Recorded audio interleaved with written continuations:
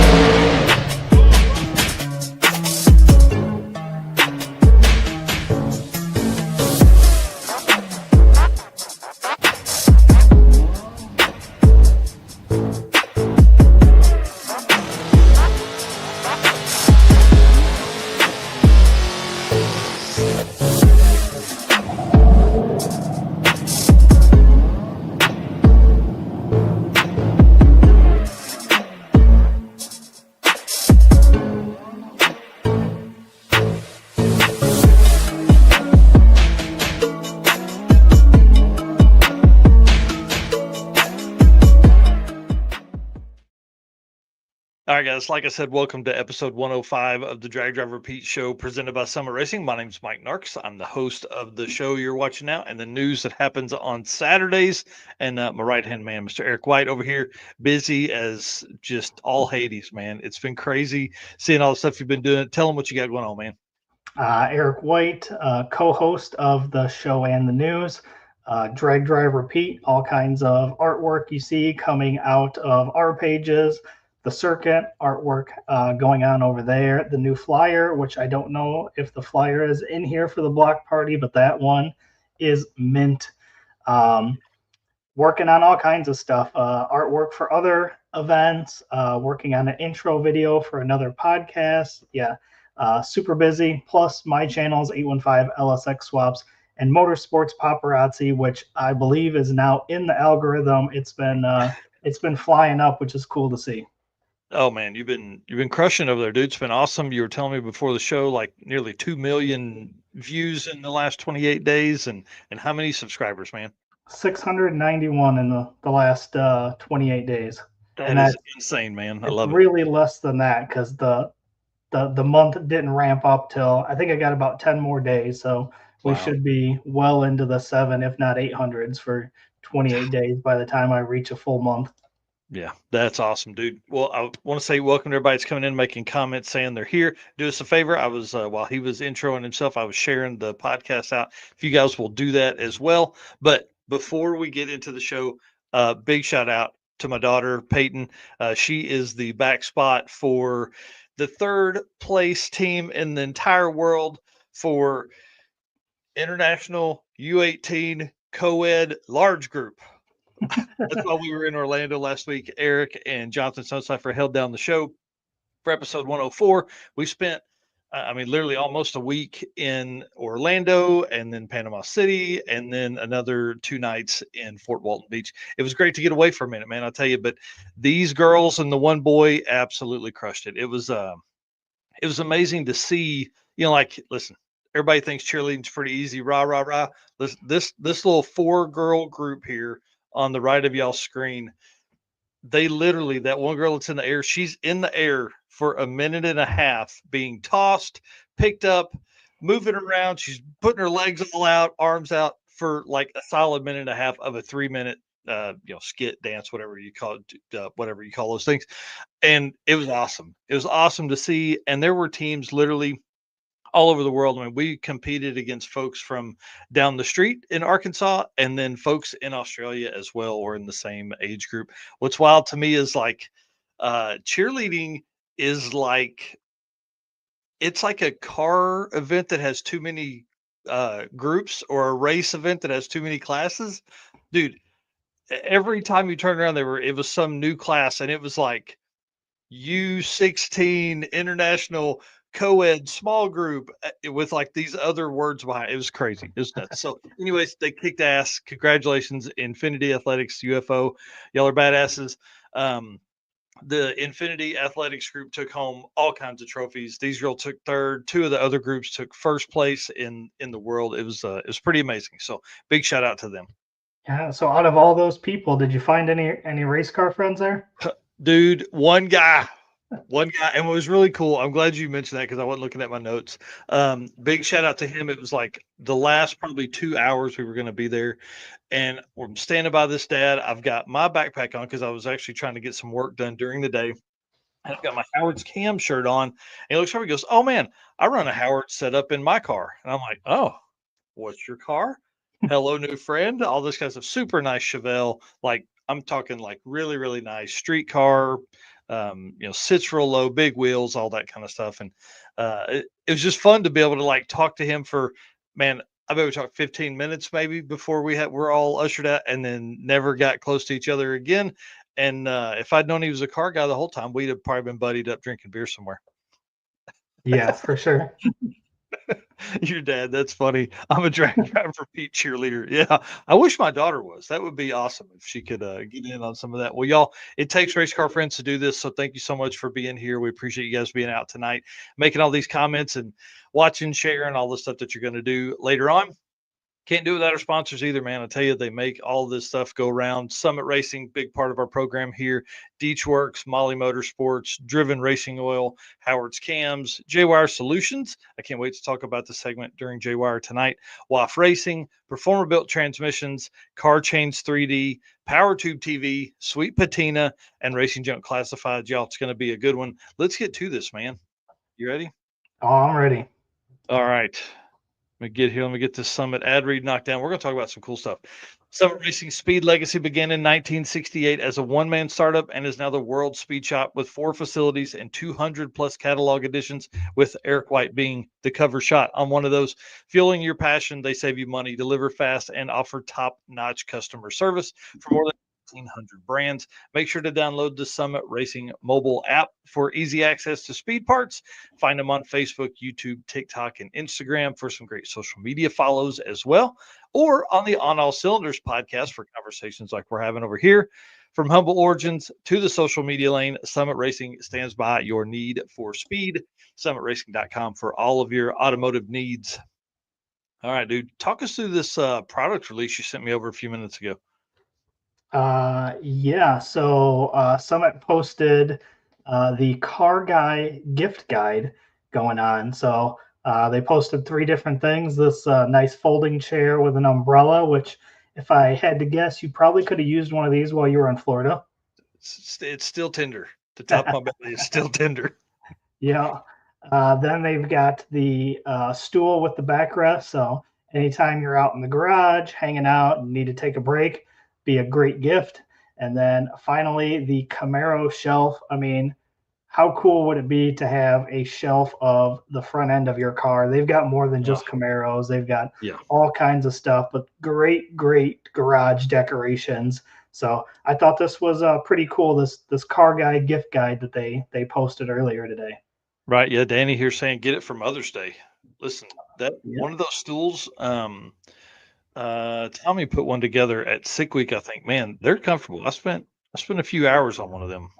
Yeah, during the for week. sure. Yeah, it's a perfect spot for the wife or someone to come sit down and hang out with you in the garage. Yeah, I mean, listen, if I'm going to be over, like Jonathan Soseifer doesn't have any chairs rolling around his shop. So if you're there, you need to be working, or you're standing by him while he's working. Exactly. He's saying that, yeah, a shaded chair for mom for sure. Well, I want to talk about this because while you're over there on your summitracing.com getting all your stuff and all your parts, you get you one of them big brim hats. I actually wore mine on the beach on Sunday and it saved my neck. But dude, got me, bro. Got me. I can't put two, sunscreen's like the cologne for gingers, and I didn't put enough on. So, yeah, big brim hats, man. We got to have them. We got summer coming up. This is a great time to buy those right now.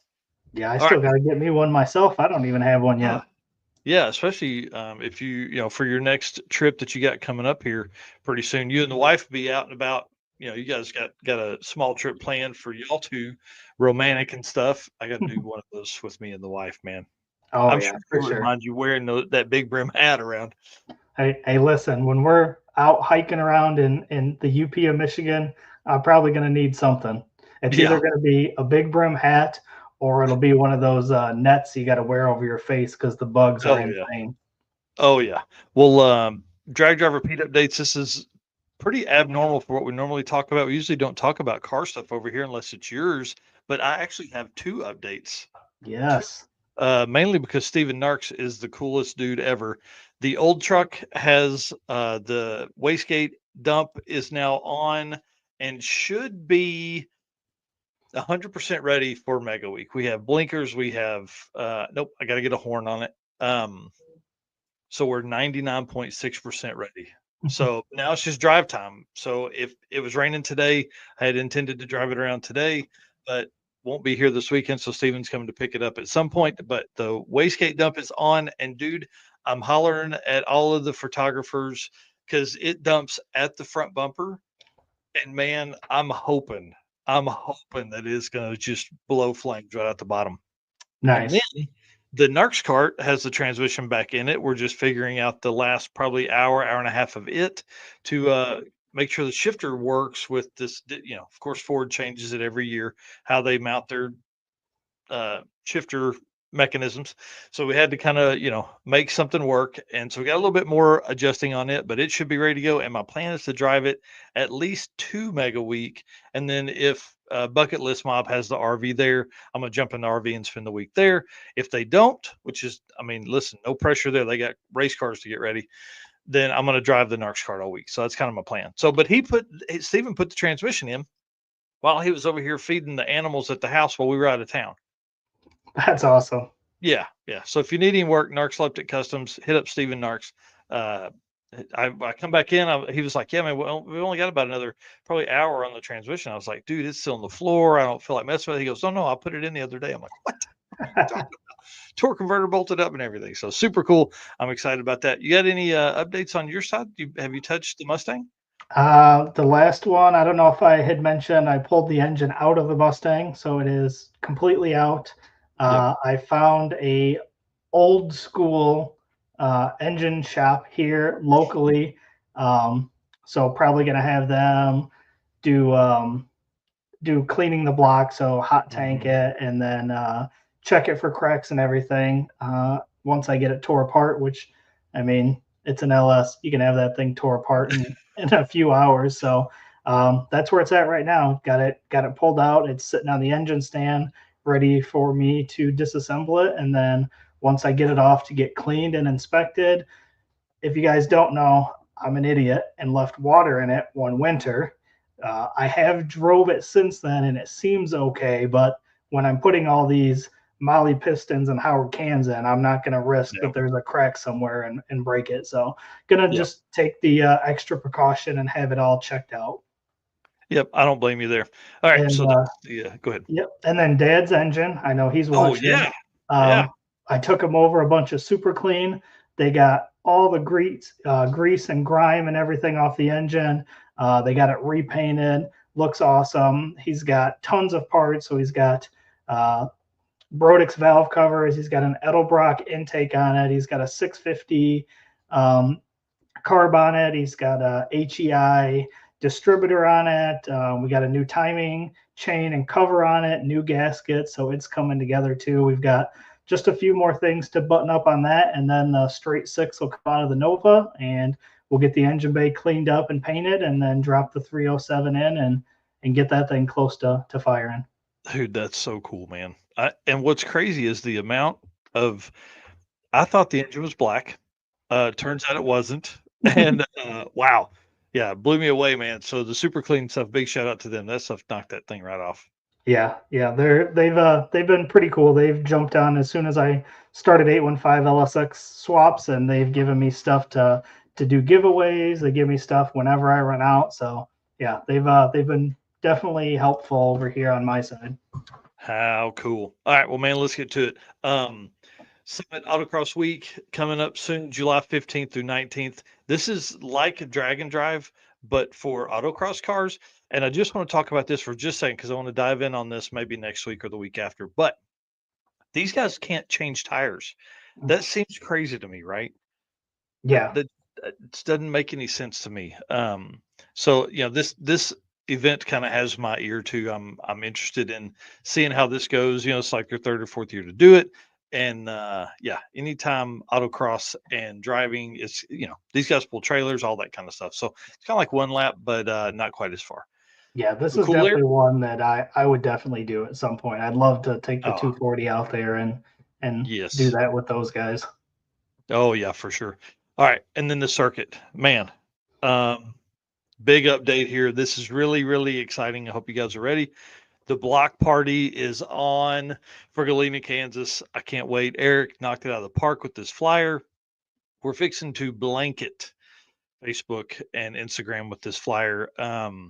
This is exciting. We've never really done this. We've had, kind of times where we've hung out in a big group, but this is a big deal. This is open to the public. So we will have, you know, fans, spectators, all that kind of stuff. Those people coming to Galena, Kansas, Friday, June 27th, between 4 and 9 p.m. Again, we're blocking off Main Street right downtown Main Street, Galena, Kansas, Route 66. This is going to be a huge deal. They've got close to 220 parking spots, if I'm counting it right, up and down the street. We've got 4 other parking lots that we're going to fill. I'm sure we're just basically cool cars are gonna take over the town. That's kind of my plan. Huge shout out to Brian at Hot Rod Hangout, Speed Shop and Diner, and also to Aaron Perry at Gearhead Curios. They have literally been the boots on the ground for this. They want this as bad as we do, and I'm excited.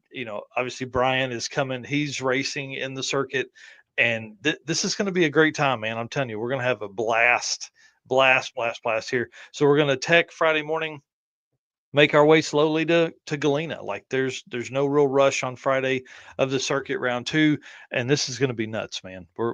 This is going to set up something that's going to just continue to happen in the future and be a ton of fun. So big shout out again to Brian, Hot Rod Hangout, one of our route stops, and then Aaron Perry at Gearhead Curios, another route stop as well.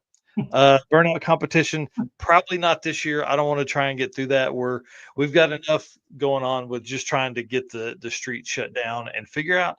I'm telling you, I think we can have 300 or 400 cars pretty easy cruise through here if we can do this right over the next 6 weeks, 8 weeks. Ooh, Yeah, no, I'm not yeah. ready. No, I'm not ready either. We hadn't even started, man. We hadn't even got But, started. but just think of the shots that Mm, I'll be able to get when I've got the drone flying through there. There's mm. people everywhere, cool cars everywhere. It's gonna be awesome. It's gonna be a good time. Yep, there's a Mexican restaurant that's right by like an open park area, and they're going to be playing live music there that night. Dude, it's really going to be wild. It's going to be a great event. And then Josh Rich, and I didn't put the photos in here. I'm sorry, guys. Josh Rich and John Ketch put together a 32 car shootout that'll be happening at Mocan starting at 6 p.m. So, man, tons of stuff to do here. Tons of stuff to do. It's going to be awesome. Yeah, it's gonna be fun. Cool I'm cars excited. taking over everywhere. Yeah, no doubt. All right, Driven Racing Oil event update, sir. All right, Driven Racing Oil is the performance engine oil that can do it all. GP1 is the ultimate oil for any race or performance application, whether you're launching hard at the drag strip, enduring the extreme heat of off road and circle track, or even pushing limits in top fuel drag boats and demo derbies. Winning racers choose GP1. It's compatible with engines from classic hot rods to cutting edge race machines. Their unique surface cling and high zinc formulation ensures superior wear protection, particularly for flat tappet camshafts, while also solving issues like cylinder washout with methanol and ethanol fuels. It's crafted from the legendary Bradford, Pennsylvania base oil, then enhanced with state of the art additive packages. So GP1 offers the best in protection and performance. And you guys know the deal. DrivenRacingOil.com is where you can go pick up your oil, any Driven merchandise, and you can follow them on Facebook and Instagram at Driven Racing Oil. I know that's right. Well, John Ketchover was saying he did most of the work for the 32 car shootout. I love it. I can't wait to see what happens there. Obviously, probably won't be on site for that one, but I'm telling you, there's some fast cars coming. They've got that split up into 2 groups. We're going to deep dive on that on the next news episode. All right. Well, let's talk about like some drag and drive adjacent events that are coming up that are before our next drag and drive event. 513 racers are signed up for bragging rights, bro. This Bro. looks like it would be a ton of fun. Like, Oh, I don't know how in the world I'll ever be able to get more time to go to more events, I but don't know. if I was able to, this is another one that I would love to attend. This looks pretty awesome. Yeah, this is the photos of the cars you put here are all the streetcar bragging right shootout photos. Like And these are racers, drag and drive racers, known drag and drive racers that are racing in this shootout. It's gonna be nuts. It's yeah, gonna be nuts, man. yeah, Mm. super, super cool. Like, I mean, the names in there are crazy. Oh, Josh oh, Davis, Doug Cook, Matt Moore, Jeremy Ortiz, Rich yeah. Guido, Taylor Hendrick, so on. Speaking of Jeremy, right there. Yeah, buddy. This is an interesting event to me because there are so many drag and drive guys, but really they're streetcar guys. You know what I mean? Like we just take for granted that they just do drag and drives. But I mean, look at the list of these folks here. I mean, like Jim Braun's in that, like Treadle. It's man, I wish I Yeah. was going Trader, buddy. I'm Yeah. sorry I'm not going down there, man. I'm sorry. That's like the only weekend. Oh, and Mark Manor. Yeah, I don't think we have him on there. Derek said 50 Gee, stick shift rides. that's crazy. Nate had offered a media setup for me, and man, it's the only weekend that I'm home in like 7 weeks, and so I just couldn't make it make sense. But I don't know if I'll ever miss another one. Man, that's just crazy. So Yeah. big shout out to them. Big shout out to them. I'm excited for them. It's almost like there's not enough weekends in the year. Which is awesome. I mean, think of that. Like we cover such a small portion of the actual car hobby, right? You're Hmm. literally talking about drag and drive racing. We cover such a small portion, and we could be doing something nearly every weekend. Oh, yeah. I mean, Absolutely.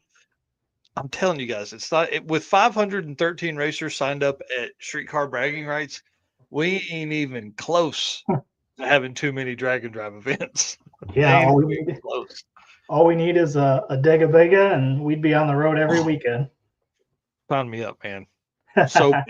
I've been looking at them hardcore. I've kind of backed off a little bit, to be honest with you, because I want to ride in the. I hope that the bucket list mob guys can get theirs done, and I can spend some time in that thing because maybe I'll hate it, and that will be the best thing that could ever happen to us. Dude, I sent you that one and it's not Oh, far from me. And I'm like, this one was a tailgate one. So it's like yeah, all the camping stuff essentially had been removed. And I'm like, yep, that would be perfect.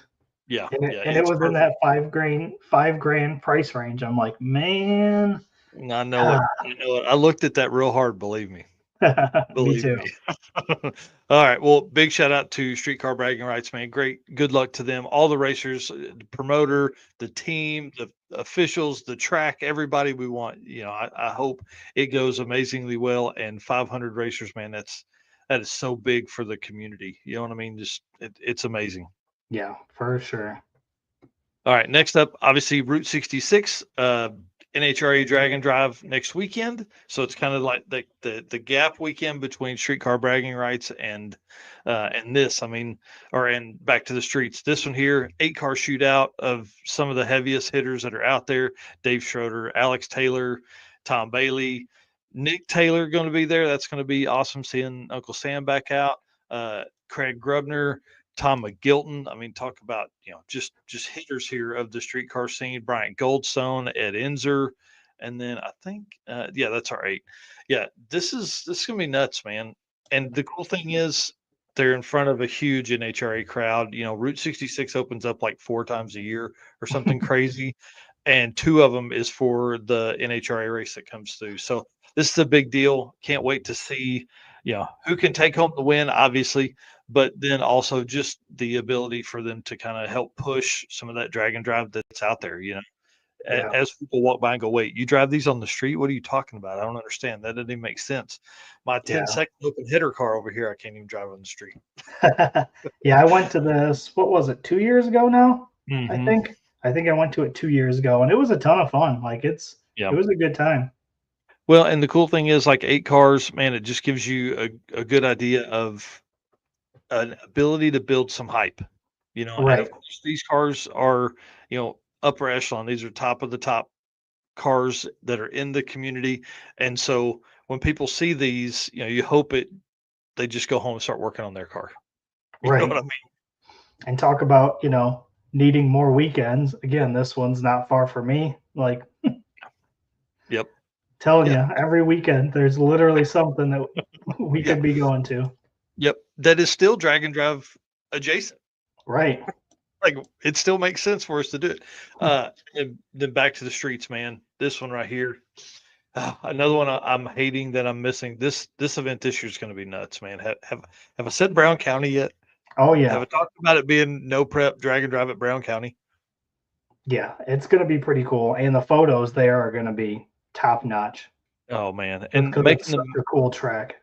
oh yeah, making the move from Michigan to Indiana this year, I think that's going to be great for them. There's not been just a ton of love in the middle part of the country here recently. Last year, so this is going to be a great one, man. This one right here, Matt Lang puts on a hell of a show. Adam Hodson jumped on board, helping with all the stuff here. He's a big no prep guy and like gets a lot of that. I mean, this one's going to be a good one, and it's our next Dragon Drive that's in line. So Right.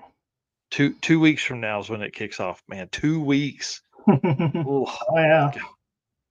man. Good luck to those guys. All right. Tell us about what's going on right here.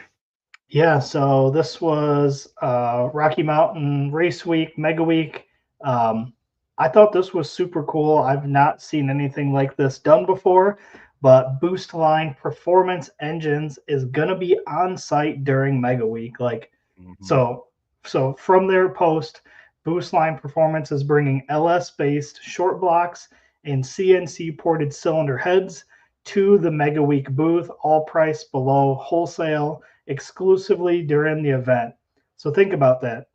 How many people on a drag and drive have blown their engine, spent countless hours searching for a motor, Mhm. driving who knows how many hours to get an engine, coming back and swapping it in? This is Mega Week. Like, you're not going to have the time to do that. So, how cool is it to have a place on site that's going to have LS engines there? Yeah. Plus, Brian Tooley is going to be there, so everything you need to finish, your combo and get back on the Mhm. track. It's it's super cool. I think this is awesome.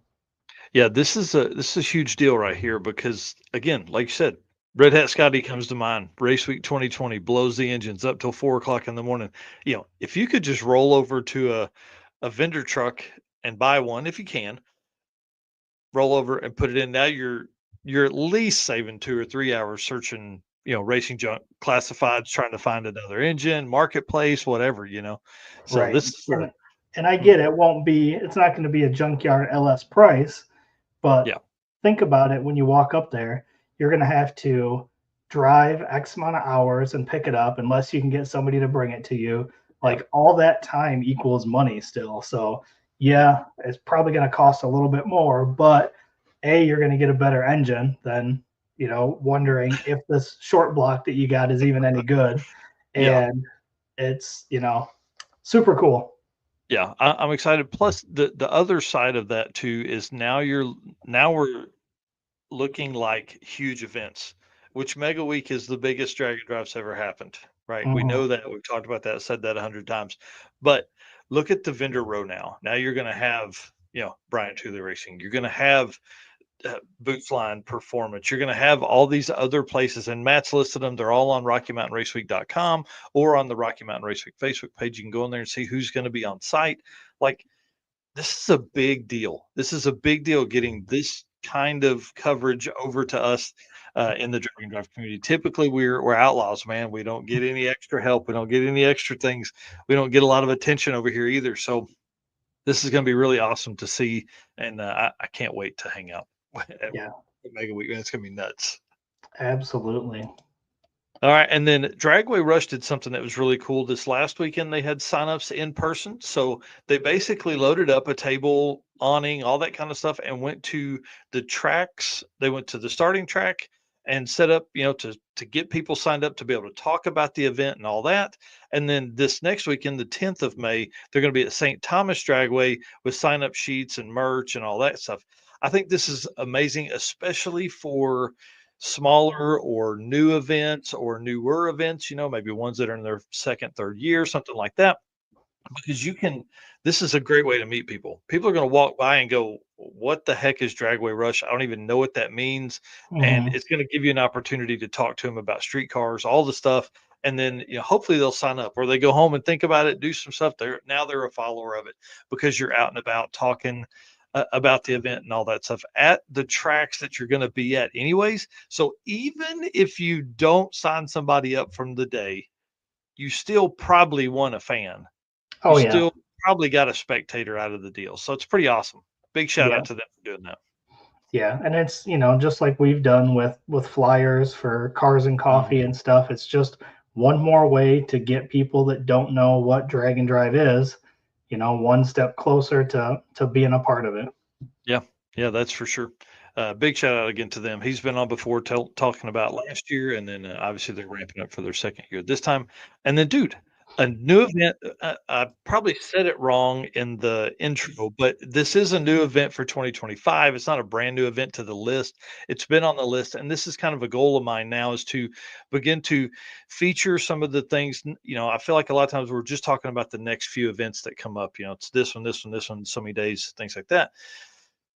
We need to start featuring some of these, especially these events that maybe don't have the following yet that they need to get the car count that's out there. So Baileyton Dragway in Baileyton, Alabama is a track that's hosting a drag and drive. It's kind of interesting to me. And they pose the question, are they the first track to host a drag and drive?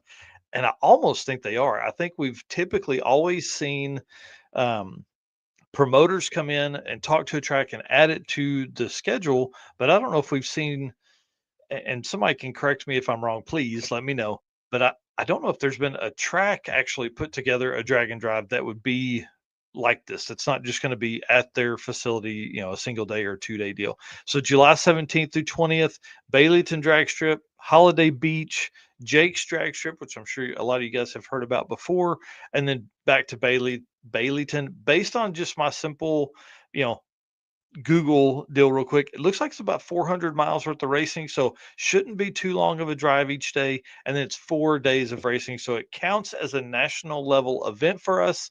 This is not a world champion points event because it is the first time, and I don't think they'll have the car count to do that. They haven't proven it yet, as far as like having more than one event. So we'll see.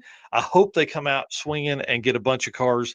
It's a great spot, man. Alabama has very few drag and drive events that are close, and especially in July, this could be amazing. This could be a really, really big one, and it's a track, so you get like this bonus effect of the track being the promoter, because now the track wants it to succeed.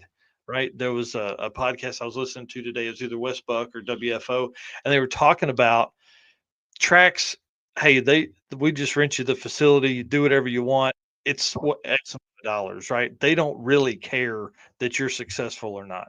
Right. But track hosts one of these, they care. They want it. They want it to be as successful as possible. So it's exciting. Again, Streetcar Challenge 2025 down at Baileyton Drag Strip in Alabama. Super cool. Yeah. More stuff we need to attend. Right. So they have a Streetcar Challenge Facebook group that if you want more details, you can head over there and check that out. Yep. Yep. That would be a good one. And guys, that puts us at like 45 plus events for the year. We're not, obviously not including streetcar bragging rights or the NHRA drag and drive because it doesn't really fit that. But I mean, that's a big deal, you know, like 45 events is a lot. And hopefully 2026 is going to be 55 events or 65 events. I'm telling you, we ain't even scratched the surface on this thing yet. Big shout out to Driven Racing Oil for their support of the brand. We appreciate them. Love those guys over there. And then I need to get down there and see them. We drove through Memphis twice in the last week, and both times, first time it was super late at night. Second time, I was like, I ain't stopping. I don't have an hour and a half. I'm sorry, Bill and the team over there. I don't have the hour and a half it would have taken to stop there and talk to you guys and have fun. So for sure, we'll live to do it the next time. All right, J-Wire Solutions here. Expert car and marine wiring solutions you can trust. J-Wire Solutions can wire and plumb your hot rod, race car, or drag and drive car. Plus, they offer products to make your driving experience better, like the blinker module that is a must for all drag and drive cars. The module will allow your rear turn signals to continue to function while the brake pedal is applied, just like your stock daily driver will. I want to have Jay on, if not Saturday, maybe next Wednesday, because there's some interesting stuff that was posted today that I'd really like to get his thought process on. So Jay Blanchard, if you're watching this, get ready. I'm going to be hitting you up after the show to talk about it. But let's talk about events. This is really, and I guess we probably could have put it in the event news, but this is it's like more news for Drag and Drive, man. Sick Week. It was announced today they won they are the number one best motorsports race of 2025, voted on by the USA Today 10 Best Readers' Choice Awards. Man, this is a big deal. We talked about this last year, second year in a row for them to win it. This is huge. Big shout out to them. Big shout out to Tom Bailey and the team. Derek and I were messaging earlier. I would love to have him on maybe Saturday morning or next week for episode 106 to talk a little bit about this, because this is something that these guys, I mean, they were up against some serious competition, and I didn't do a ton of research to get all that list in here because I'm trying to move fast if people can't tell. I'm trying to get to Ryan Wing and Jake here in a minute, but this is a big deal for the community because it takes the community voting to win this, obviously. But then, they have a full year of promotion for this, and that is only going to help Drag and Drive. It's only going to help Sick Week become a bigger event. Yeah. Yeah. Very, very good for the community for sure. And it's one more way to put what we love, Drag and Drive, in front of other, motorsports related, racers or fans or whatever. It's just, again, putting it out there so we can bring more people into the community. Yep. And, I know one of the events was F1. And so you start thinking about like F1 level fans. They're like, what the heck is Sick Week? Right. What is this? And so then maybe they take that 42 seconds and click on the button and see that, oh man, they're driving their street cars to and from racetracks. What even is drag racing? There's a lot of guys out there that only follow F1, don't even know what a drag race is, don't know how it works. Now maybe they do because they just got their asses handed to them by some drag and drive guys over here, winning the best motorsports race. Yep, super cool. All right, and then this one here, I listened to this early this morning. I can't believe I didn't see it last week, but O'Reilly Auto Parts put together. They have with Derek Bieri in the aisles with Derek. This was a good one, man. Alex Taylor on there. I haven't really listened to this ever before. Episode 18. It really surprises me that I don't listen to this more. There's just not very many drag and drive racers that are on there. Derek is a drag and drive racer, but like he says in this, he's more of a casual fan. He shows up, enjoys doing it, but he's not like built a car for it. He's kind of made the cars that he's had work for drag and drive, or he's kind of been a hired gun and driven somebody else's car. So This was a great one. She talks about the first year, her first year drag week, kind of how the Bad Marrow came about, the goal for the 55. She's talked about that several times, but mid sixes. and then she dropped a bit of I don't know if I want to like hint or clues maybe, but she said they want to go faster. Obviously, I mean you wouldn't expect them not to want to go faster. And she's saying they've been kind of eyeballing maybe like a stretched and pinched 55 that is, like a next level car from what the 55 currently is. So they would still have that car and then also have the new, you know, almost like a pro mod, basically the way it sounded. You start stretching some stuff, you start kind of narrowing it, making it more aerodynamic. Now suddenly you're not mid sixes, you're low sixes, high fives. Right. So And it's a that's the way great, it's going. We've seen yeah. it, Bryant's got a Oh new yeah, car, and that's, if you want to be up there in the front, yeah, that's you've got to go quicker, and that's yeah. that's what they're What do you going to try mean to 650s? Puh, get out of do. here. 16s. Yeah, it's just wild. And the time has come. Like, it's time for somebody to take that next step. And I think that's what we're about to see here in the Yeah. next, I mean, hopefully by the end of sick week 2026, we're gonna have somebody with a 5 second average. Yeah, I remember the first time I even heard her name was watching Dragon Drive, and her and Cletus were battling it Yeah. out, and I'm like, who is this? Alex Taylor and this orange Camaro, and then Yeah. obviously look where she ended up now. So pretty Yeah, it's crazy. awesome. She got to tell a few good stories about kind of how that all come about, the hot rod garage time, all that stuff, and how all of that kind of works. So it was a great article. She's a great, public speaker. She does really well with all that stuff. So big shout out to that. One story she did tell was the duct tape over the oil gauge. Thought that was pretty funny, and Derek did too. But what I really wanted to talk about was this game right here. This Just is the something. guess the auto part. Uh, a couple weeks ago, we talked about the guess the wrench size. We saw that on Cletus. This, I think we got to do this at the circuit block party. Yeah, we got to do one of the other. Guess the wrench size, or guess the I part. think we can. I think we can do both. I think you could do the wrench in the box and it'd be funny. You know what I mean? But this is the way to go right here.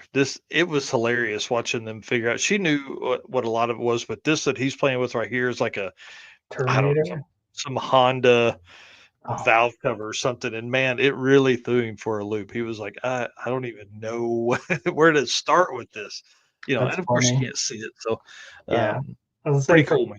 from the little picture I can see, it almost looked like a Terminator ECU or something. Yeah, yep, about the same size and made of the same plastic. So, but yeah, I thought this was pretty something we're definitely going to have to add to the circuit block party plans. Now we've got belt sander drag races, valve cover drag races, the light Practice tree. practice tree tournament. Yeah, this is going to be a good one.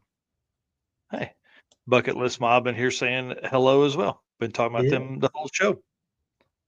We don't quite have Ryan yet, so I want to go ahead and skip the Molly part for just a minute until they jump on. And again, it's going to be Ryan Wing and Jake, his son, that are building a car for the. They're building a car or finishing his S10, finishing Jake's S10 to take on Mega Week for the Junior Street class, which is so awesome. So let's skip forward. We'll do the Deechworks segment there. All right. Deechworks is a leading manufacturer of high-performance fuel system components. The DW product line includes fuel injectors, fuel pumps, pump modules, fuel rails, regulators, filters, lines, fittings, and surge tanks.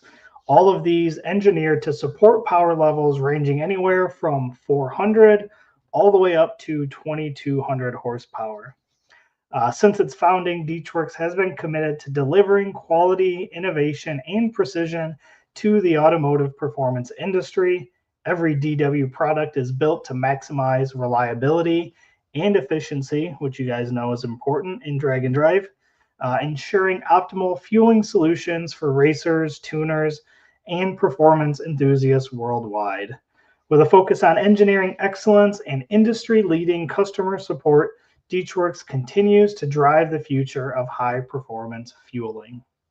So you can use that code right there, that DDR10, and get 10% off of anything on their website. Head over to Deechworks and check out everything they got on there. Again, I listed off 6 or 7 different products that you can use on your build or your current vehicle. Yep. This was, have you listened to this podcast yet? With, I have not. oh man, it's so good. It's so good. And it just shows. So I think it's like 2 hours. Um, I literally drove from Orlando to um, Panama City and only listened to 2 podcasts total. It was this one and the next one we're going to talk about. 1320 Video did an interview with Bob and Rich Guido. Y'all, this was a great one. Man, the stories these dudes have. Rich has done 22 drag and drive events in the GTO. Doesn't own a truck and trailer. Everybody knows the stories. But what was really cool is to be able to hear those 2 brothers tell those stories next to each other and just kind of keep, oh yeah, and then this happened. Oh yeah, and then this happened. Oh yeah. It was amazing to sit and, I mean, obviously I'm in a car, I'm driving. It was cool just to spend a ton of time listening to the stories that came from that and how they just grew, how they grew up, how it grew into the GTO that it is now, and like what the future holds and all that kind of stuff. Yeah.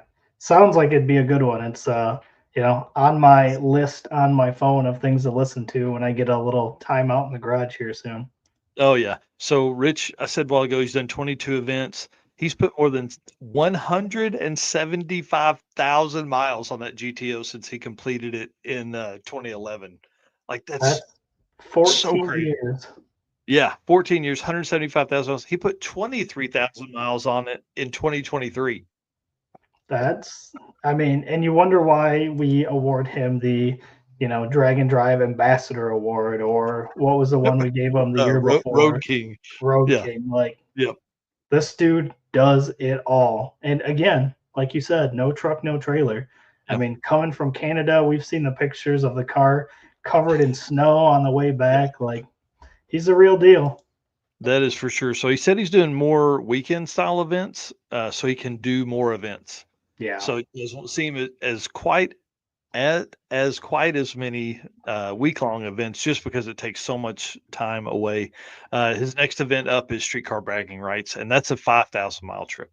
Right. And you got to figure those week long events for him have to be 2 weeks, It's easily a got week and a half. it's got to be a minimum of 3 days to get from Canada to just about anywhere that he would be going. Right. So, yeah, I don't blame him for Yeah. toning back a little bit and doing some weekend events because that's still got to be a week to 10 days. Yeah, I mean, and so, Streetcar Bragging Rights, he was saying that he was going to leave. So he was on his way home from Small Tire Gangsters. So he would be home for like 10 days and then he would head out and head towards North Carolina. Well, we know from his trips to Sick Week that it's like 3 or 4 days. It's 3 hard days for him to get to Sick Week. Like, Yeah. so it's 3 hard days for him to get to North Carolina, and then you race for 3 days, and it's 3 hard days home. Dude, that's 9 days Right. to go to a 3-day event. Right. And even if you were in a truck and trailer, it's still hard to get there and Right. back. Yep. For Wow. sure. Oh wow, yeah. Hey, that's a good one. Go ahead and read Terry's comment there. Yeah. Terry here is saying I'm trying for 25 different drag strips from October to October. That's super cool. Yeah, that's awesome. I think the most I did was in 23, maybe. I think it was. I think I did 24 drag strips, different drag strips that year, Yeah. and that was, dude. I was on the road a bunch. And then the next event or the next podcast up is the Nathan Shaw podcast on the monoxide. Dude, this one's a good one. Yeah. Nathan is the creator and promoter and operator and racer of the of One Guy's Garage Drag Weekend.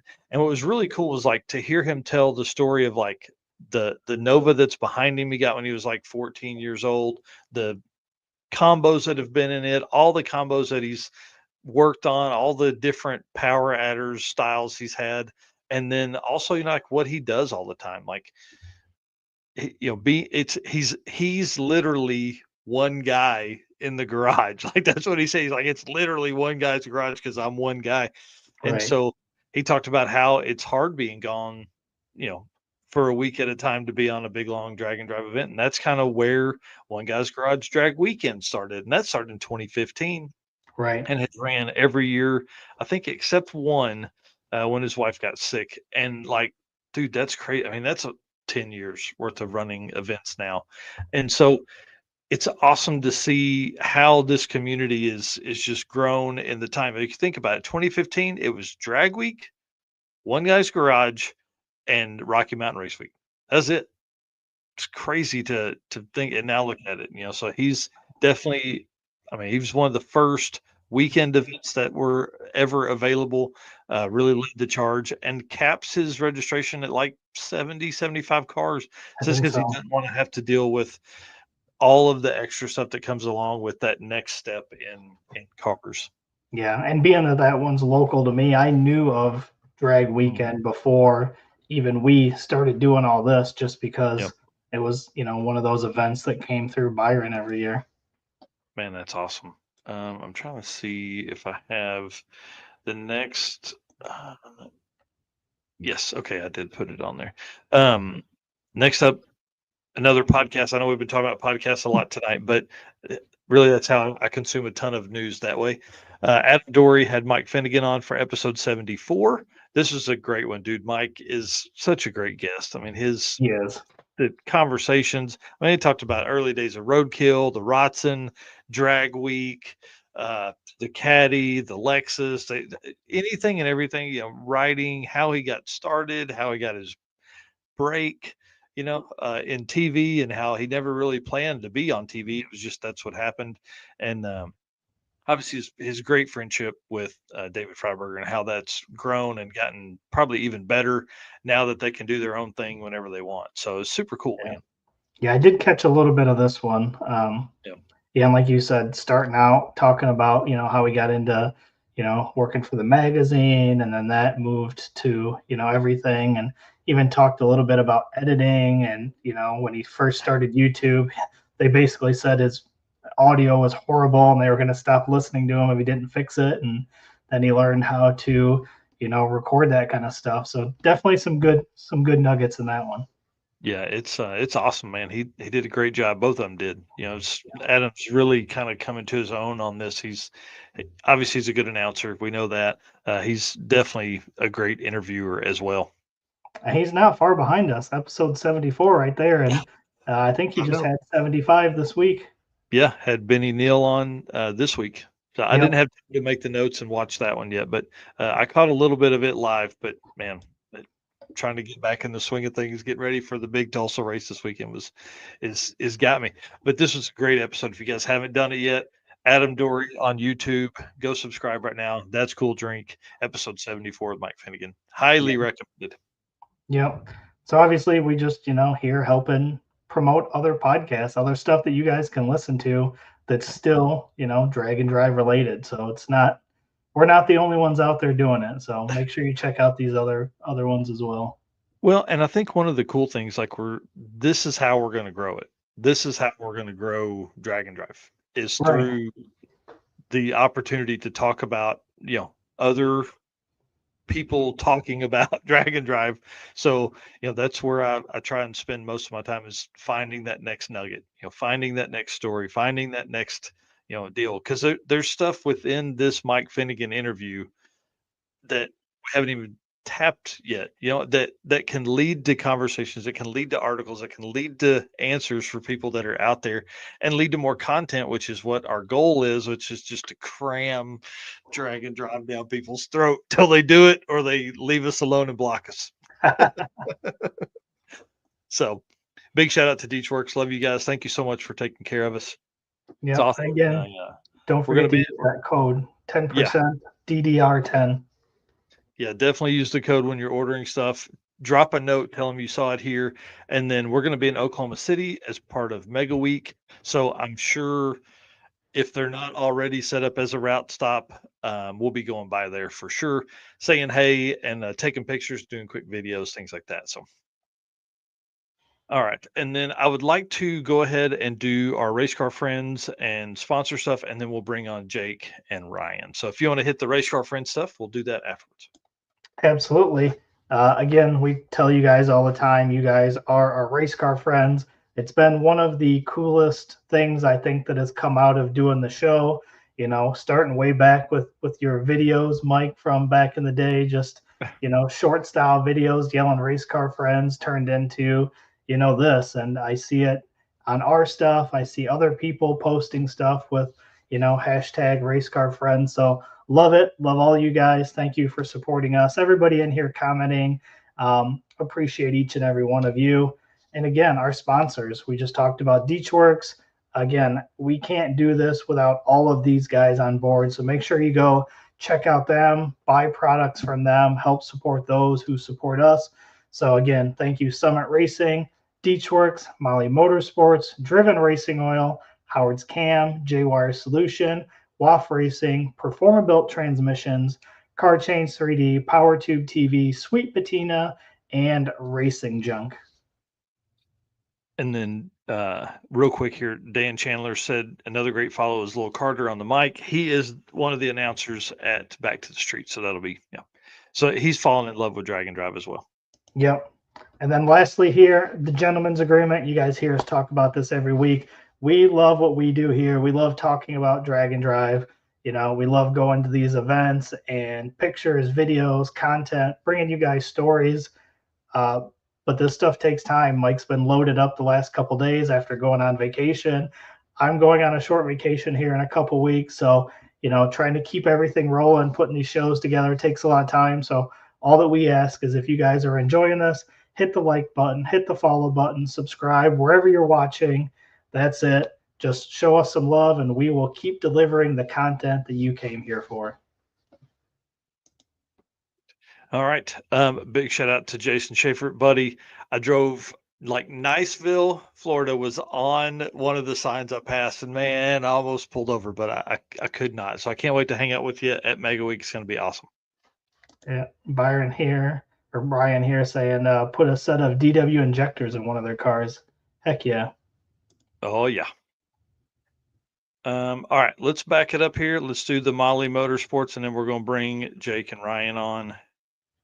We got a bunch of pictures to talk about with them. I can't wait. This is going to be a good conversation here. So I'll do the Molly read, and then all right, racers and high performance enthusiasts, ready to start your next engine build? If so, there's no better time than now to check out Molly Motorsport's all-in-one power pack piston kits.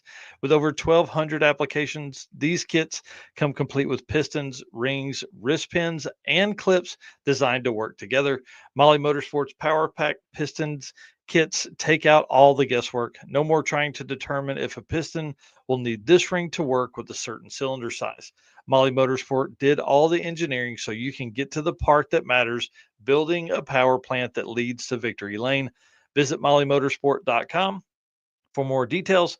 And for our podcast listeners, Molly is spelled Mahle.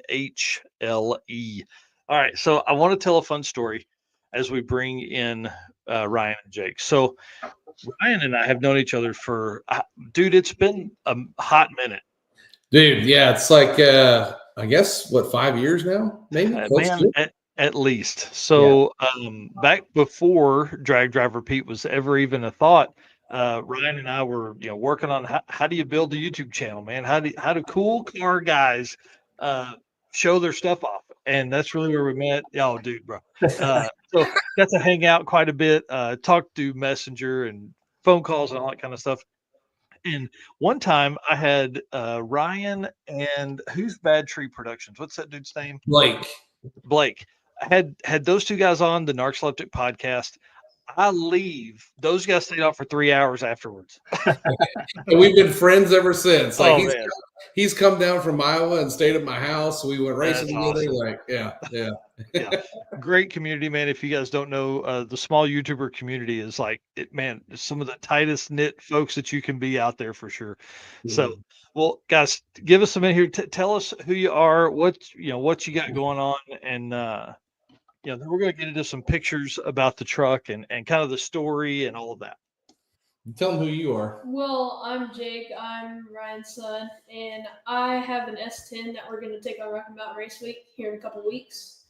I bought it when I was 9. I saved up my money and we went to Oklahoma, and we bought it and brought it back down here.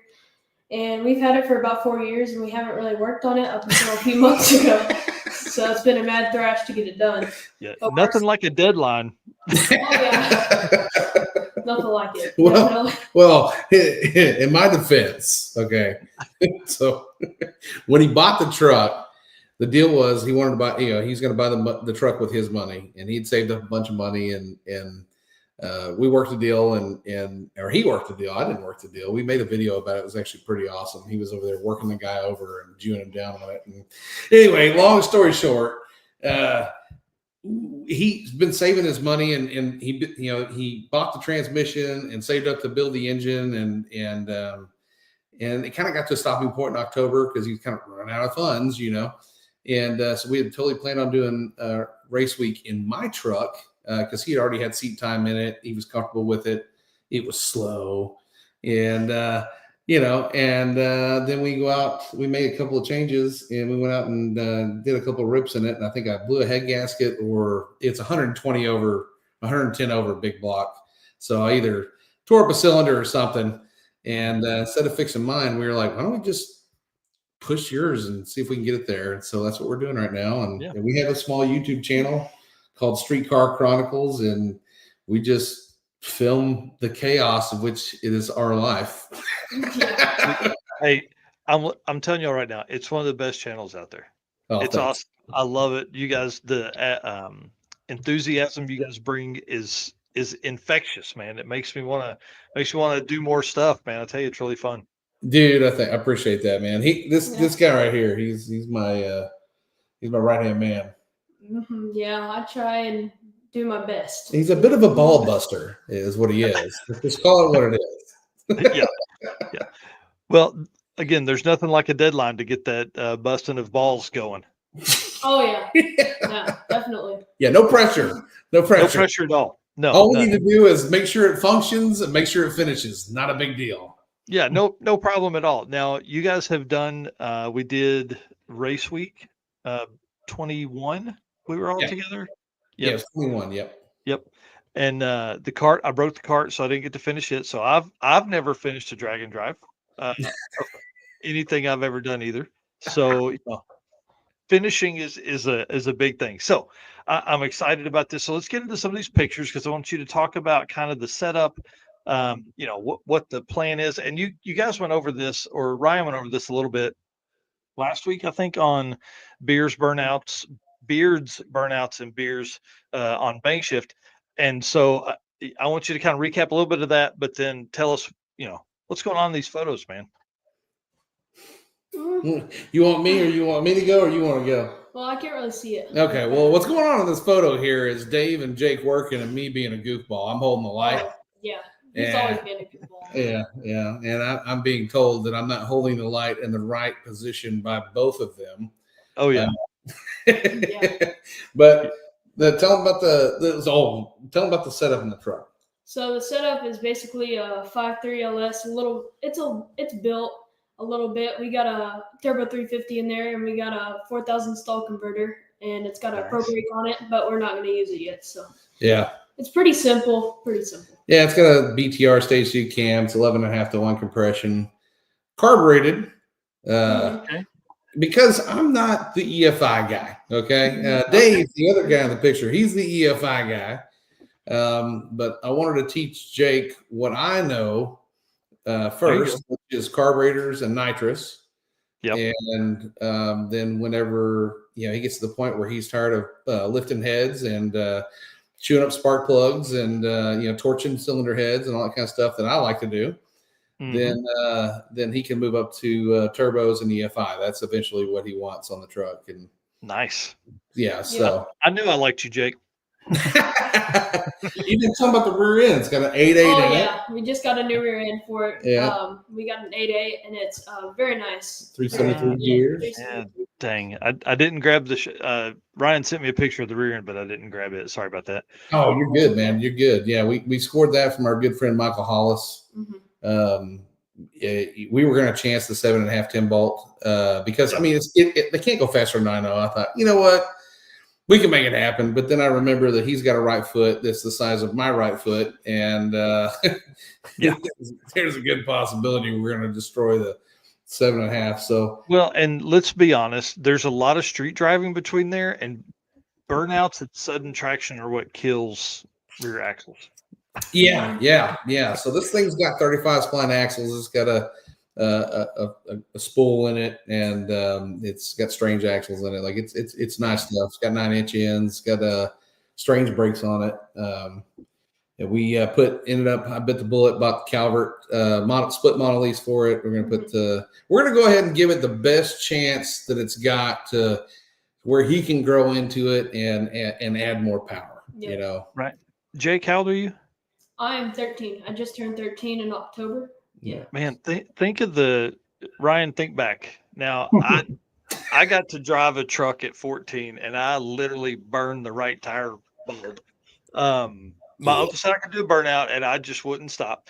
Would you probably would have done the same thing at 13 or 14? I would imagine. Oh, dude. Okay. My grandfather went blind when I was 10.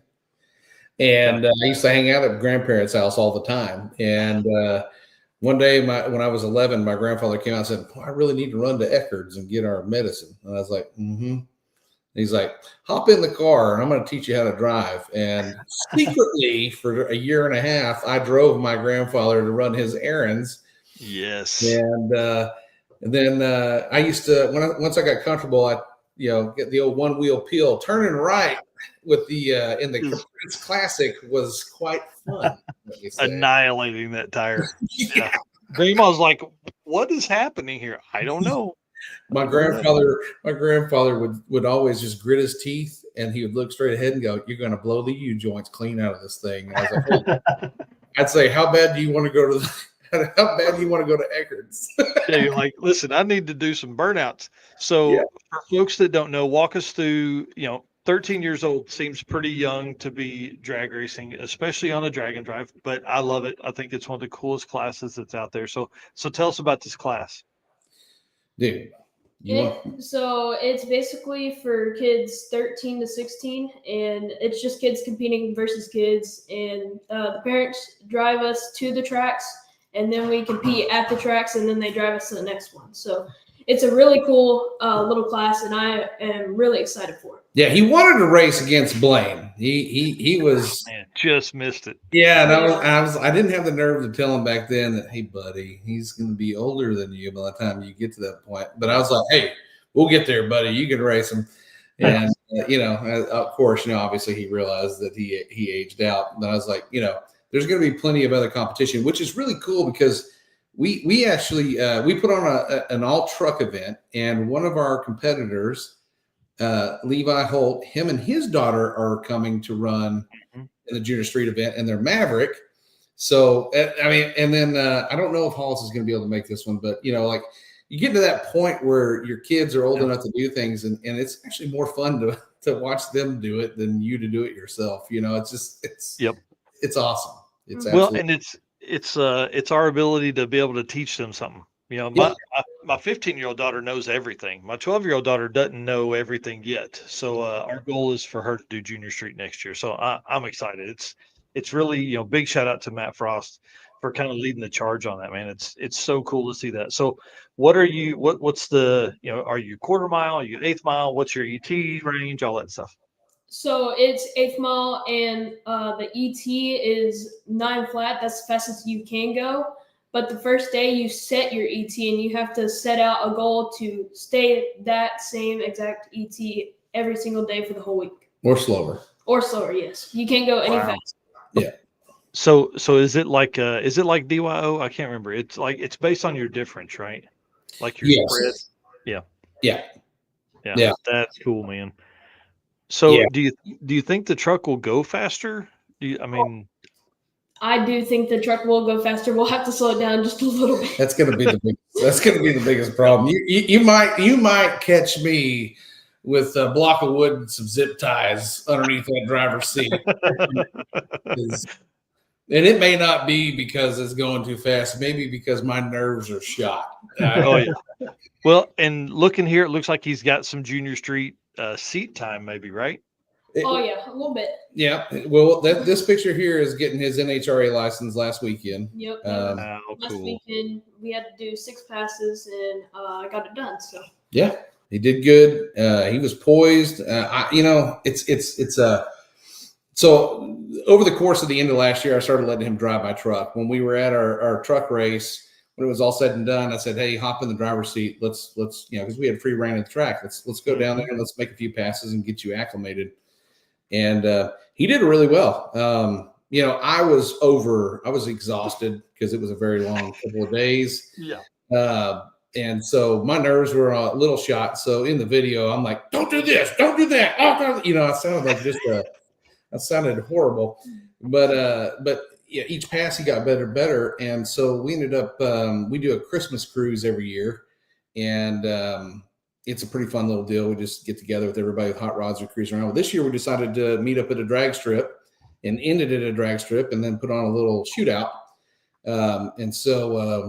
He hopped in the driver's seat. I let him drive, and he went consistent, and he was working on his light, did really good. And we go out to this deal, and it's the first time back in the seat since probably December, right? Yeah. And we had planned on taking my truck, obviously, but we had the issue, and his truck wasn't ready, so we had to ask Mom if we could borrow her new Expedition, which is now currently in the shop for a transmission issue. Had nothing to do with this, I promise. Not at all. Yeah. We robbed it and came up there and got in the back parking lot. There's a lot of area there. If you've never been to the Motorplex, you can do what you need to do. And so I ran him through the motions, and we went up there, and he just went bang, bang, bang, bang, bang. And I really didn't have to tell him anything. And yeah, as a parent, it's hard not to helicopter, especially in that situation. Yeah. Especially when your wife will kill both of you when you come home and she's got, wall rash on her car. Yeah. But the last pass he did phenomenal with me in it. And then Eric out there at the track hopped in there, and he went A to B and no problems, no issues. And it's first one in the family NHRA license. Yep. Hey. See, we always try and give our kids better than what we had. That's right. Well, I'm excited about this truck, man. I think it's going to be really cool, especially like the story. Obviously, first trucks and cars are always important to car guys, no matter what. But this one's neat, man. This one's, regular cab, first gen S10, short bed. Like this truck could really get down, especially, there's a lot of really fast S10s out there. Mm-hmm. Yeah, it's definitely got the potential. That's for sure. Yeah. In the future, yes. In the future, yeah. It's right now that thing should run. We've got some friends with some similar setups, and I was thinking maybe like some 780s, 790s, but I've been told that be prepared for 740s. Oh man, that's awesome. I was like, oh, that's not good. Right. So we need to go a lot slower. Yeah, I mean. Yeah, but I mean, I got to say this though. The thing about this truck is it's really not just really an extension of Jake. It's not an extension of me. It's an extension of every person who has helped out because we have not done this on our own.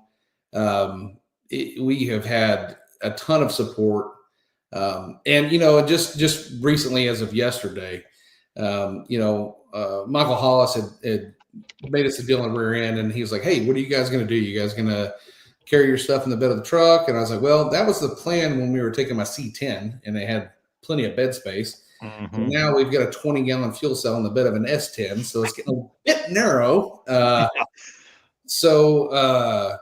Anyway, he was like, "Hey, I've got a drag and drive trailer that I built last year or the year before." And he goes, "It's not being used. Why don't you guys take it?" I'm like, "Really?" Wow. He goes, "Yeah, take it. It's got extra parts in it. Yeah, I run LS stuff. It's got tools. It's got a spare tire. It's multi-pattern.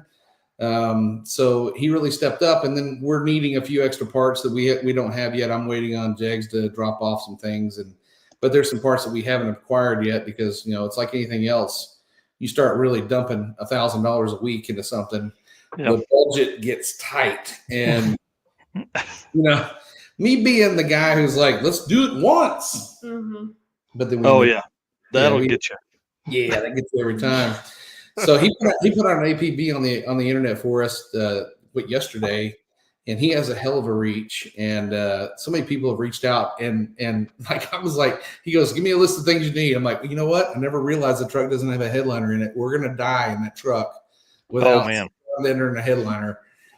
And some guy today last night messaged and said, hey, I have a brand new headliner that is not going to fit in my truck now that I put a cage in it. Yep. And it's wrapped in Gucci, and it's real Gucci. And I would have sent you that picture had I had it. But we picked it up today, and it's Gucci, man. Wow.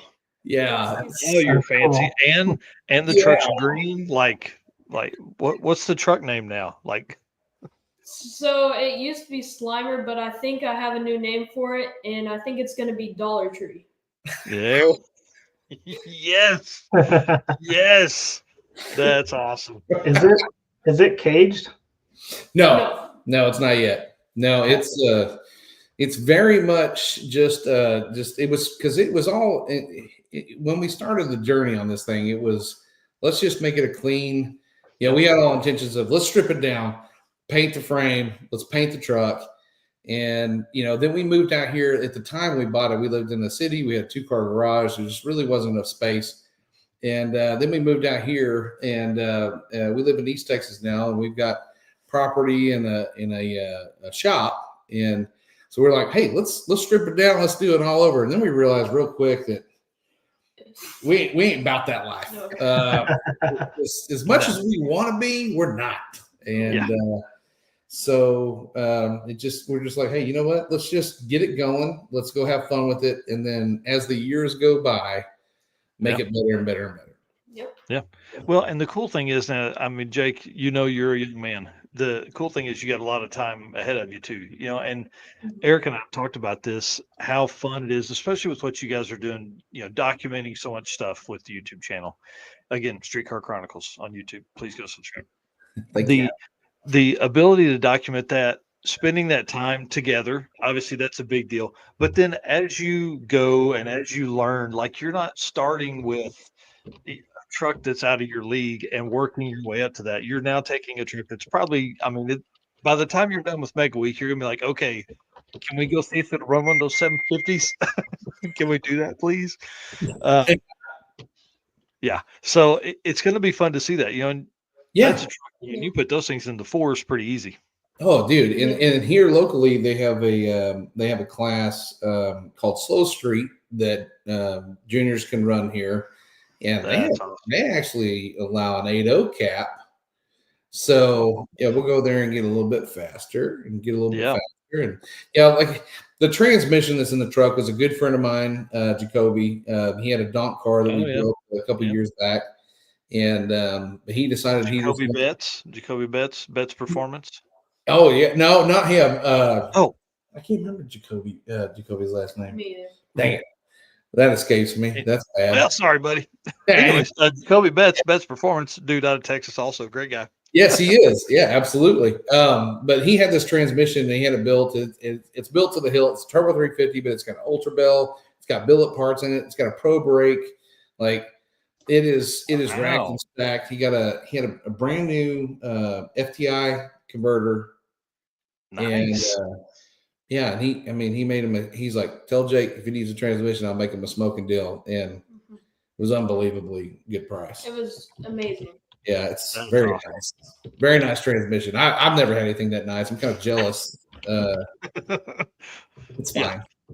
Well, and the cool thing is too, just sitting here thinking Jake's earning this. He's earning the money to buy these parts and things like that. That's a huge win for him, as he grows up and learns that it takes that kind of work to put into cars, and you got to get that money and then go from there. Man, It costs a lot of money. It's been painful, isn't it? I learned real quick. Hey, he learned about loan sharks in this whole ordeal as well. Oh, nice. Yeah, he needed Is a little. his dad a loan shark?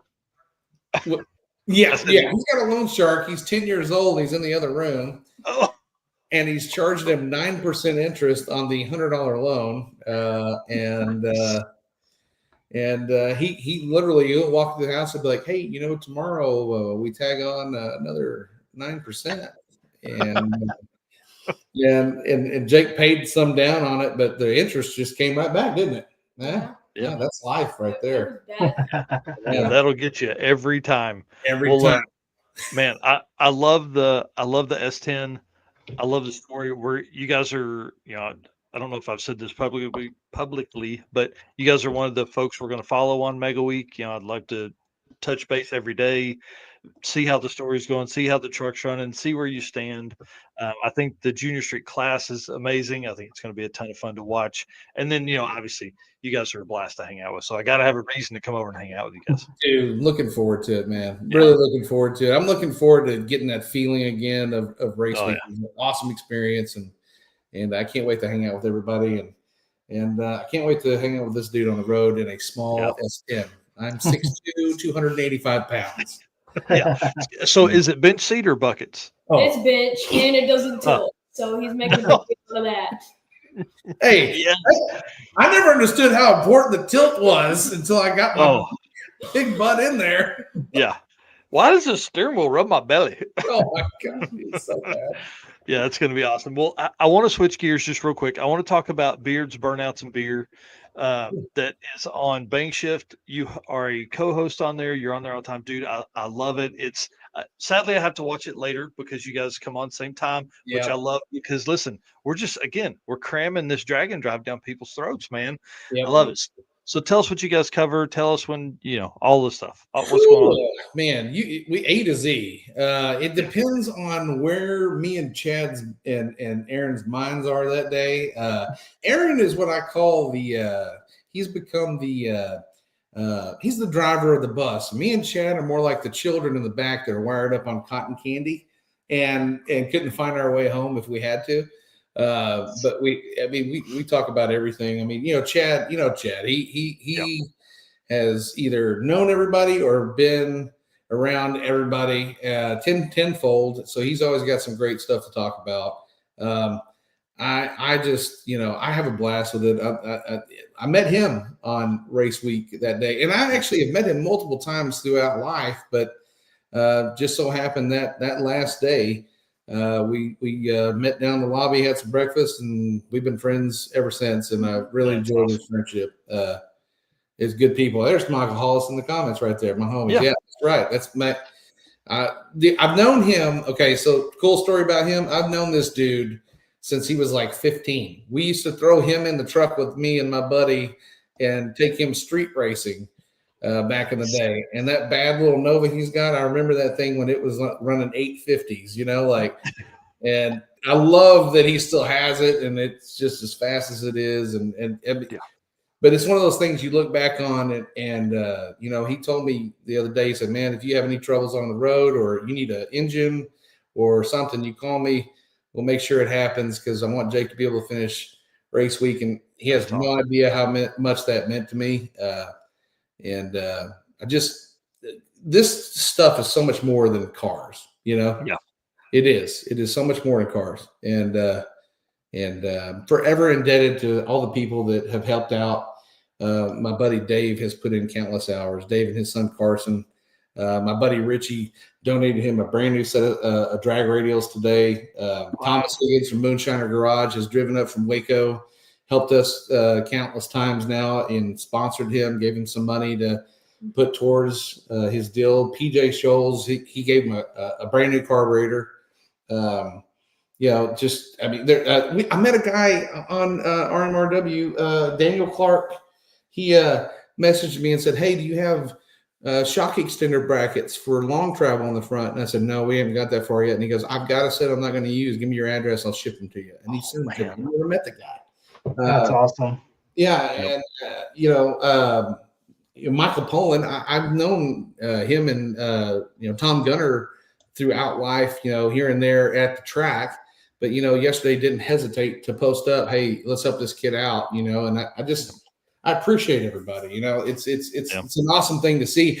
You spend a lifetime telling these kids that drag racing and the racing community is the best people you'll ever meet and you'll ever know. Mm-hmm. Yeah, there's some bad seeds in there, but that's with anything. But for the most part, it is the best group of people you ever know. And to be able to sit back and watch my son see that unfold before my own eyes is priceless. Well, and man, I tell the wife all the time, because, I drive all over the country. I'm like, I'm never more than 2 hours from somebody that would come save me. Yeah. Right. Yep. Bring some parts, bring some tools, whatever. And that, if anything, going to the YouTube thing, right? That's never going to fruitate for me. But the friendships that I've made from it, I mean, I have a safety net in like 6 different states that I know that if I needed something, those people are going to be right there. Yeah, absolutely. And it's 100%. Amazing. So I can't wait, man. I'm ready for some new memories. I'm ready for some videos. I'm sure it's going to be a fun show for your old man. You're going to do fantastic. So what's the plan? Are you going to are we going to have daily videos? We're going to recap. We're going to do one big one. What's the plan? Do you guys have a plan so far? So we are in the morning. We're on Rocky Mountain Race Week 1.0. So we're going to try and get daily videos out. So since we're in the morning, we'll get to the hotels pretty early, hopefully. And he can start editing him. If we don't have any problems along the way, that's the plan. Hey, the trap of the morning run is that you're going to be like, oh man, we got all this time. It's fine. We can hang out and watch our buddy run. And then you're going to be like, why is it 2:00 and we're just Luckily, a majority of my buddies that are doing this, because we have like 5 tailgate throwdowners that are going to be in Rocky Mountain Racing, and all but I think 1 are in the morning session. So, that's cool. Yeah, so looking forward to that. I really wish the other guy could have got in there on the 1.0, but he was already a 2.0 guy, or the Rocky Mountain Race Week. He was already in the Race Week one. So I don't like using the 1.0, 2.0 anymore because I think they stopped using that. But yeah. So yeah, we're gonna leave the track as soon as we get a good pass. We're leaving. Yeah, we're making. Sure. Yeah. See you guys at night. For the final round of the last cars. Man, it's been wild. Eric and I have talked about this a bunch. Like for media guys like us, like what do we do? Is it just going to be 20-hour days for a week for us? Yeah, I have been thinking about that because obviously being in that side of things, like you are, not the way that you are, but trying to cover an event or film an event. Oh my God. Yeah, it's going to be brutal, man. I'm so ready for it. I can't explain how much I'm ready for it. The only thing I can think of is if you go down to like the local ER and see if they can take and fashion a whole flat of Red Bulls and just tap right into your vein. Just give it to me, bud. Yeah, just run a drip. Just walk around with the deal, and if everybody asks if you're sick, say, no, I'm alive and well.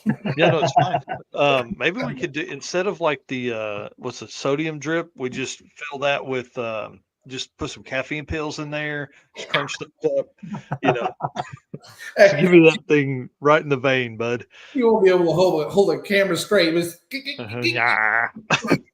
be awesome. I'm really pumped. I think Mega Week is going to be one of the coolest events that we've ever experienced. Just the amount of cars, the amount of like just taking over an entire city is going to be next level. We've never seen anything like that. Dude, I am. It's going to be crazy. I feel bad for everybody who's having to run these events. I feel bad for that. It's why they're going to be so tired. Like it's going to be. And just think the people that are double entering, like it's going to be crazy. We thought about doing it, and me run a faster class. I'm like, nope. Nope. We're going to go especially for the first time out. I think let him, take the hard road and go one, one truck, one race, and then after, because by the end of the week, you guys will have a process, all that stuff. Then next year. You can maybe do both. So I want to talk about the truck. real quick, your truck. Yeah. I love this thing. I'm absolutely in lust with this. The wheels, the color combo, man, it just it sits right. Tell us what this thing is. Okay. So this was a bad decision. Well, let me back that up. My Malibu was a bad decision that turned into a worse decision. This was a good decision that rapidly turned into a horrible decision, but is now just a bad decision. Right? Are we back to bad decision? Yeah. Or is it just an okay? Anyway, back in high school, I had a truck identical to this. I sold it for some reasons, family-related stuff, and I kind of always wished I had it back. And I thought I wanted a 67 Chevelle because I had one of those as my first car. When I obtained a 67 Chevelle roller, I realized that I'm too fat, tired, and broke to build that car. The Malibu, I don't know, Mike, I don't know if you remember when I swapped it over to a rowdier big block than what was in it when I first met you. And it was fun, but it was also a pain in the you-know-whats. And I realized I didn't want to run valves and I didn't want to do all this stuff anymore. It wasn't as appeasing to me. But when we started messing with his truck, I thought to myself, I cannot afford to have two race cars living with me. So one's got to go. And I got rid of it, and this truck had popped up, and I bought it, and it had a 305, cold AC, it already been loaded, just a driver, you know. And then I took my wife out to dinner one night, and we got on these country roads out here, and the thermostat hung on the old 305, and I had to run it hot for about 4 miles into town. And when we got into town, I hopped out and beat on the thermostat. And she went inside to get a drink. And when she came back out, I fired it back up, and I'd fogged out the whole gas station. They thought I was on fire. It was quite cool. Nice. And then my wife's like, "What's going on with all this?" I was like, "Nothing, babe. It's fine. It's not a big deal. Hop in." And I'm like, "Oh shit, we got like 28 miles to go." Oh man. So I'm driving down the road, and we are just fogging out everybody. You can't see anything behind me. Get home, and I thought about it for a couple of days. I was like, it's a 305. I'm not pulling the heads off this thing. I know they're cracked. Like, let's throw some of that sealant stuff, that Blue Devil, in there and see what happens. And it sealed up for about 4 or 5 miles. Yeah, it didn't last very long at all. Yeah, we thought we had it nipped. I was like, yes, and then poof, it just started. Yeah, I was like, all right. So I was gonna LS swap it. I was actually gonna LT swap it, but then a friend of mine had a big block, and he was like, "Hey, I got this fresh big block. I only got like 1,000 miles on it." He's one of those guys that puts something together, a combination, runs it for a couple months, and pulls it out and builds something else. Yeah, mules his truck. And so I was like, dang, that's too good of a price. So I bought it, and we big block swapped it, built a new transmission, left the 8.5 in it, put a mini spool in it, and did a little racing with him last year. And then I went to go check it because we were actually supposed to have the tailgate throwdown in end of March, but rain pushed us back like you guys. And I was like, you know what? I needed to change the axle seal on it. It was leaking. And I was like, well, let's pop the dip cover off. When I did, it was like one burnout away from grenading the rear end. The axles were twisted. The mini spool was broken into pieces. Like, I don't even know how it was still. We had just taken it on that drive. We on the Christmas cruise, it was like 225 miles. Oh my gosh, dude. Yeah, and that last jaunt from the track is about an hour and 20 minutes from the house. And I'm like, how did this thing survive? But anyway, so I had a 12 bolt that my buddy Chad from Square Body Stuff YouTube channel had given me about 1.5 years ago when we went up there and stayed with him for a couple of days. And so we pulled it out and dressed it up and got it in the truck and put some cow tracks on it. And it was running pretty decent for what it was, but I don't know what happened. I think a bouncer, I've got a vibration in it that showed up out of nowhere. And then that's when it started running a little funky and pushing water. And I'm like, all right, this thing's, I knew when I bought it that it was a decent price because it was 110 over, so yeah, it was a crapshoot, but we're working on a plan. I've got another big block acquired. We're probably going to do a 496. Oh, sweet. And and then we'll probably do a 400 with a gear vendor. Yeah, dude. See, and then it'll be a perfect truck. Then it'll be perfect. Well, yeah, Just a cruiser. if the AC's back on it, that's the thing. I never got the AC back on it. Yeah, you're gonna have to have the AC on it, man. Listen, you're of an age that you need AC. Believe me, I live there. Yeah, dude. It's black, and you live in Texas, buddy. Listen, AC is a very crucial part of my life, and I'm going to be without it for like 7 days, 8 days with you in that truck. Oh my god. Yeah, it's going to be awesome. Yeah, 918 Motorsports has a LS and a Pro Charger with that. Man, listen, if I win the Steve Morris giveaway, it's going to have a Magnuson 454 LSX. Let's just say I'm about to be head to toe with SM all over me. You know what I mean? That's awesome. All right, well, I want to invite you to stay on with us, and we've got a couple more topics here to talk about. Again, I said I watch your stuff all the time over there. I know you're a great co-host. So if Jake is cool, you stay on with us, kind of give your thoughts on some of these things too. This would be pretty easy stuff. But again, big shout out to Molly Motorsports for being part of our program here. Love those guys over there. And let's get to the rest of this stuff, man. Let me flip forward here. We talked about all this stuff. Let's get into the WAF racing segment here to kind of get us back on track. Mr. Eric, if you'll hit that video. Yes, sir. Have you ever wished you could fit your toolbox in the palm of your hand, or really needed that extra set of hands while making a jet change at the track? At WAF Racing, we specialize in designing and manufacturing top-tier automotive tools that are made strong to withstand travel, yet lightweight not to slow you down. Tested in-house and at the track by the team at WAF Racing, every part is made by racers for racers. From compact toolkits, carburetor top hats, or spark plug storage containers, our tools are precision engineered and manufactured in the USA. Made of the strongest materials, every piece strikes the perfect balance of durability and dependability. Maybe you need something custom just for you. We do that too. You need WAF Racing in the passenger seat for your next drag racing event. Head over to wafracing.com today to take your racing experience to the next level. WAF Racing. Design, build, race. And I wasn't even thinking about how this stacked up, but you got carpenters. Right. We may need to get you connected with some WAF racing stuff, man. They got well, you heard it all there. You heard all the stuff they got. They got a bunch. Yeah. I'll hit up Chris here in just a little bit and see if we can get some parts coming, because they got like these super cool adjustment, screwdriver stuff that is good for setting float bowls and all that stuff that you do with car. I don't even know what that means. I don't know what a bowl is, but I heard it one time. Back in my day, we used screwdrivers and jets to get the job done. Your papa could listen to it and tune it by ear.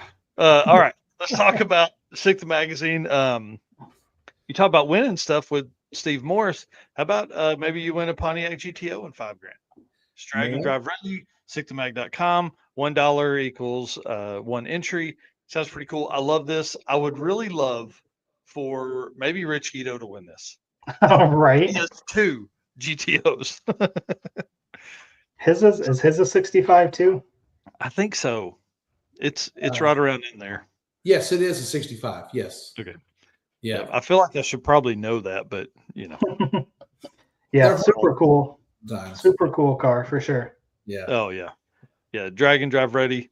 But what I'm most want your opinion on, you guys, is this thing.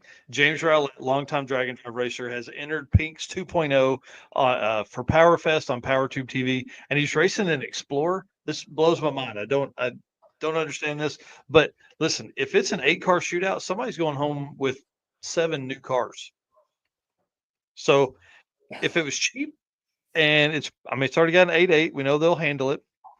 Engine bay's big enough to fit anything, but man, what do you think these things weigh if they're completely gutted? So I don't know. there used to be a guy that ran one of these around here, and there was actually a guy that ran a newer version than that, I think. Right, with a little square grill and stuff. Yep, I remember that. Yeah, that one just recently sold, but I think if I'm not mistaken, if I remember correctly, it was pretty heavy, but the ballast was really good. that Explorer setup there. So the cool thing about them is, if I'm not mistaken, if somebody knows about it more than I do, very easy to set up a long travel setup on too as well. Interesting. Yeah. Mm-hmm. I wonder what the front suspension is on one of those. Surely it's not a strut. It's a strut. No, that's a frame. It's got a frame under it, so it's a cool spring. It's like an S10, a upper A-arm, lower A-arm, cool spring. But the newer ones, like the one that we were talking about earlier, I believe that one actually is a strut front end, if I'm not mistaken. Oh, sweet. Well, and again, if you're giving one away, dude, you better it better be as cheap as possible to get into it, and then build all the right stuff from there. So he said a 2-door Ford Explorer. Nobody will forget the Ford Explorer that ripped on pinks. You have to be the legend to be a legend. Amen to that. Yeah.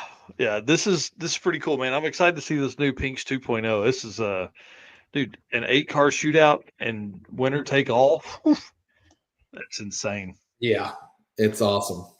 It's did you or Eric or you have you ever competed in the Pinks situation? Mm-mm. Okay, so I have, and I wasn't in a 2-car shootout for the Pink Slips, but I did the very first all-out event that they did at sweet, the Motorplex. Okay. Mm-hmm.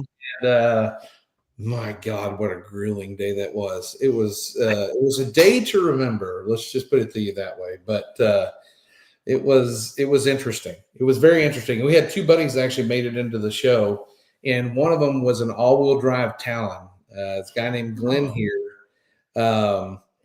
He had probably he was like, I think, 2nd or 3rd fastest Talon in the world at one point in time. Oh, wow. And he went deep into it. And of course, in DSM form, it broke. Transaxle or transmissions or axles or, transfer case. Transfer case. Yeah. All the time. Yeah. Because the only way to launch those was to just like put it on the limit and sidestep it. Hope it lasts. Yeah. No ease in there. Next up here, real quick, Michael Lone, finally 2-year build, gets the car running, takes it to the track. First outing with the Mustang, he says it goes straight. It stopped, and after a little tuning on the chassis, it went quick. Personal best 60-foot, and in the same ET range that he ran in his Blazer before that, just with a lot less boost. 128 to the 60-foot, 5.7. This car is fast. Took it home, literally pulled the engine out, doing a bunch of. I'm like, bro, what the heck, man? But big shout out to him. Congratulations. This car really has been a long time coming for him. He had an S10 square body Blazer. He runs. Michael Lone runs Carolina Drag Cruise, and so again, hosting a drag and drive, racing in One's Too Hard. Was building this car to do that kind of stuff with, and now has it pulled apart again. Somebody also got a case of while I was in there. Yeah. Mr. Eric White. I hate those. Man. Well, we've got to put a different rear end in it. Might as well go with a bigger big block and 400 in the gear vendors. Why not? Yeah. While you're in there. All I needed was a bigger radiator, and look where I'm at. Yeah, that's all you needed. And then next up, dude, I'm so excited about this car. Bryant Goldstone's new car is at Devin Vanderhoo's place, getting wired up, bro. This car is going to be nasty. Yeah, how come Devin hasn't sent us over some sneak peeks of this thing? I don't know. I haven't asked either. I need to do that. I'm going to do that after this. Make my notes now. Yeah, you better get the down low on what's going on this thing, because I mean that's the guy to wire it up. So I'm excited. I'm ready to see this thing on an event. Yeah, it's interesting because I thought the car was pretty close to running. So I wonder if they're changing up the the run system or the ECU or whatever. So, man, that is something else. Is that a Corvette body? Yep. Yeah, a 50s model or like a 53. Yeah, it's got. I mean, obviously, you see SMX, big twin turbo. I mean, this car is going to be 5-second capable. Yeah. So, yeah. You need to get Yeah. Yeah. Hey, listen, by the time you're done with Mega Week, you guys are going to be famous. It's going to be awesome. YouTube money is going to be rolling in. Hey, like, you know what? I got to give a little plug real quick. I forgot to do it. If you notice, this guy's wearing a hat right here. I'm going to steal it. Oh, hang on. Right there. Can you see it? So he has started doing photography, and he is killing it in photography. So if you're into cool race pictures, slide over to Grab a Gear Photography, give him a like and a follow. And he sells shirts and hats. That's how that's the way he figured out to kind of fund his ordeal. So yeah. Awesome. Yeah, just dropped it in the comments there. I don't have a where's it at? Instagram, Facebook, all the stuff. He's on Facebook. Yeah. Awesome. All right. Yeah, I will be definitely doing that for sure. Yeah, because we need one of those. Yeah, definitely. Yeah. Some more shirts. Yeah. A lot more shirts. Yeah, just a few more. It's fine. It's fine. It's a picture. Yeah, you only got to sell like, I don't know, what, 10 shirts at like 10 grand a piece. You'll be there. Yeah, it's not that big. Close. That may get you the engine there. This setup here, this is important because we know how this goes. This is Joey Arquette in the diesel truck, and they are building for some airflow. They've actually built a bunch of block off stuff, which is important. Sorry, I didn't. Yeah, you can see the black one there in the middle photo. This is all open beforehand, right? And so things don't work right if they have just open airflow everywhere. So he's actually creating a ton of extra, like diverting air across the radiator and intercooler. So this is a big deal, especially as we go, into early June, late, the last day of May, early June. Going to be driving into Texas. It's always 100. It feels like when we're down there. Yeah. So airflow, man, guys, be thinking about it as you're getting ready for Mega Weekend. And 6 summer. 6 summers right after that. So. Yeah. Summertime airflow, gotta have that radiator working. It is importante, as they say. Yeah, so I thought that was a pretty cool one. But again, WAF Racing, big shout out to them. I'll holler at Chris after this. I'm gonna make those notes now too about some carburetor tools, because maybe then like you can help me understand some stuff while we're at Mega Week. So hey, listen, anytime you want a good old carburetor lesson, come on by. I love spreading the news. My buddy Dave makes fun of me all the time. He's like, hey, all I have to do is go in here and grab this little thing and slide over to this little table. I'm like, hey, all I have to do is reach into my back pocket. I always keep that thing on me, bud. That's awesome. All right, let's wrap this thing up, man. We got like 14 more minutes. Eric, you think we can get through this last bit? Oh yeah. All right, man, lead us in here. All right, Performabuilt is our official transmission builder of Drag Drive Repeat. At Performabuilt Transmissions, their goal is to engineer and build the toughest transmissions on the planet. They don't just rebuild transmissions, they systematically re-engineer each model to eliminate OEM flaws and to achieve the highest levels of performance. That's why they say their transmissions are not just built, they are Performabuilt. That is true. And a 4L60 lives in this car. So right. We're going to see if it'll, it's like 7,500 pounds loaded down. Like this right here is 7,500 pounds. Wait, hang on. Did you say 80 or 60? No, 60. 60. Yeah. Performabuilt. It's like a level 5 4L60 and been in there like 5 years.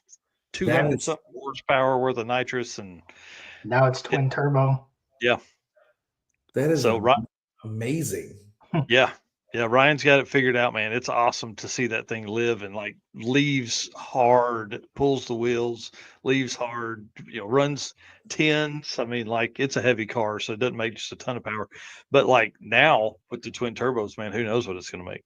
Right. So Ryan said he was a little nervous at performance. He was a little nervous about them with the twin turbos, but he's going to be at 6 summer with them in the car. So should be pretty fun to see there. Speaking of fast cars, Clark Rosenstengel brought out the 5th gen Camaro, took it down to Blytheville, Arkansas, where I'm from, and my mom lives, and ran the car. I didn't get a top speed on his stuff, but last year he set the high mile an hour, 260 something miles an hour in a street car. Right. And then this year, I mean, he made a couple runs.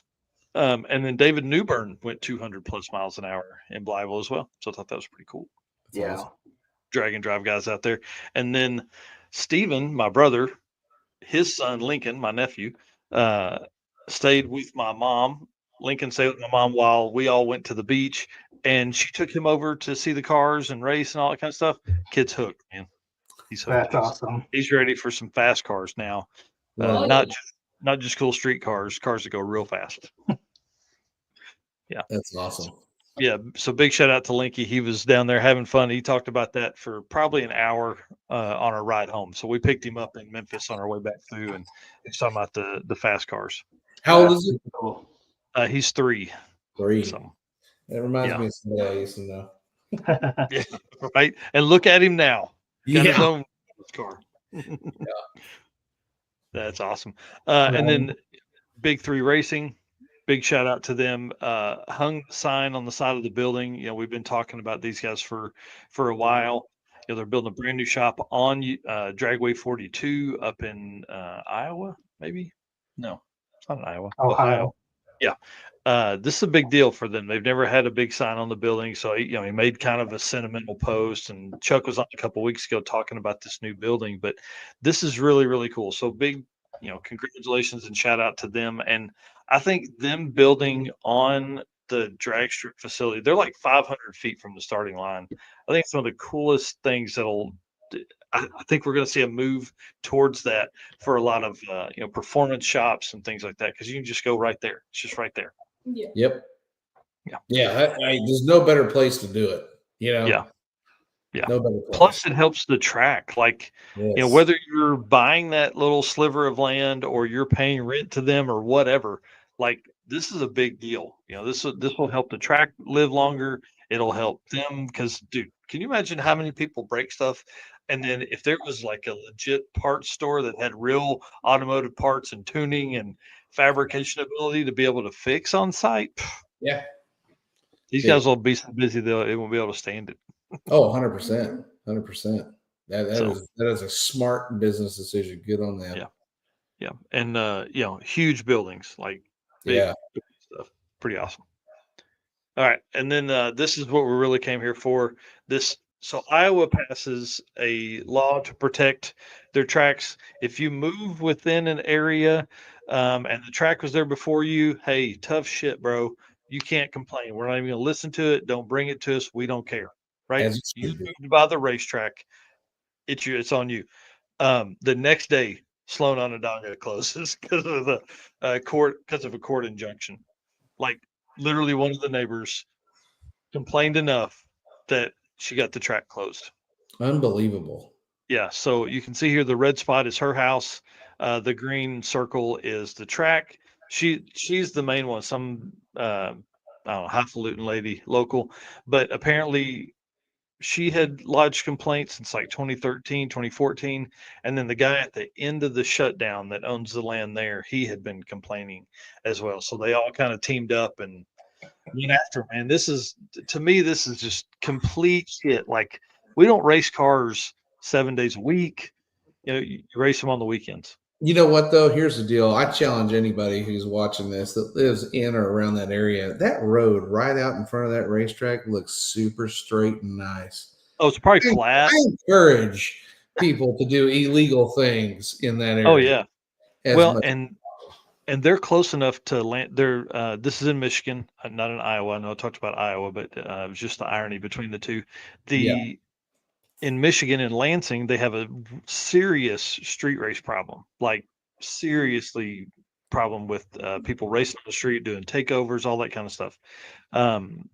This gives people an opportunity to go out and race and live that life, right? Yeah. Now they can't. Like, what's going to happen now? And what really sucks is Woody Sloan or Sloan Woody, you know, buys a track a couple of years ago, you know, has poured a ton of money into it and is building a great community, building a community bigger than what it was already. And now, I mean, they literally, you know, lock the doors. You can't race, can't bring your car down. Don't bring the car to the track. Don't do anything. Don't even open the gates here. There's got to be some kind of legal action that they're working on to reverse that. Oh, yeah. That's unbelievable. It takes, all it takes, and I tell you this all the time, all it takes is one fool to screw it up for everybody. Mm-hmm. And there's one fool that lives right there in that red dot. And I'm telling you right now, give it, if they don't get that place back up and running within a year, go back to that Google Earth shot, and you're going to see black marks everywhere. And I hope it's scattered. I hope it's so bad. I hope that woman can't sleep all night long. Well, and what'll happen? I'm sure if she had the ability to bring that level of fight, she surely will have the cops out there driving it all the time. You know what I mean? I'm sure. And they'll get tired of it, and they'll just yeah. be like, "Man, why can't we just do this track?" So, like, here's my biggest gripe with all of this. Like, literally, that track's been open 50-something years. Yeah. Why? Like, you weren't living there 50 years ago. Like, this hadn't been something between you and the family.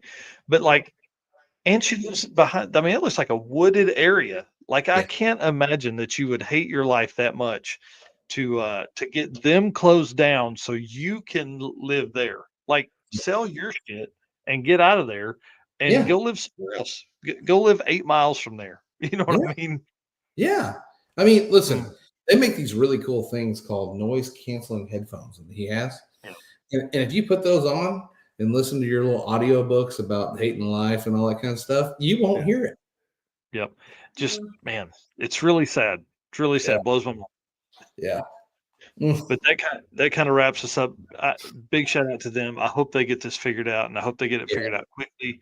One of the hardest parts for promoters is, I mean, dude, you're in the season. Like, they're probably opening up now, if they're not already open for a few weekends this year. With test and tune stuff, you can't ever tell it's Michigan. I don't know what the weather is like on that side of Michigan, but I would think this is a bad deal. This is real bad. Racing facility has been open that long and shut it down. It's a very, very bad deal. And the weather is actually just getting good up there. I've got some friends that live up in Michigan. It's been snowing off and on, so they haven't even been able to race. They just got up and running up there. They went out and took their truck out for the first time last weekend. And it's a damn shame. It's a damn shame to see that kind of stuff go on.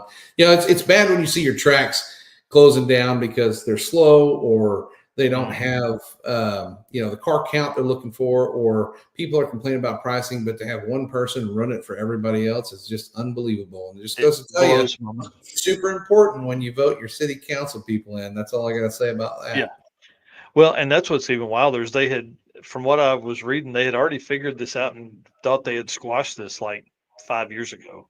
And then here it comes back. So, yeah, it's, man, I hate to see it for sure. Surely they'll get it figured out. Maybe that lady just needs to move. Like that's the easy answer, I don't know what kind of races they put on there, but I'll tell you this much. If I owned that track or I was a promoter in the area and my race was affected by this lady and her selfish ways, the minute the track gets reopened, because there's a good chance it's going to get reopened, I would call any and all NHRA, IHRA, or even the Funny Car Chaos people, and I have the loudest car crackle fest you've ever heard in your life, and we'd be running them all day and all night.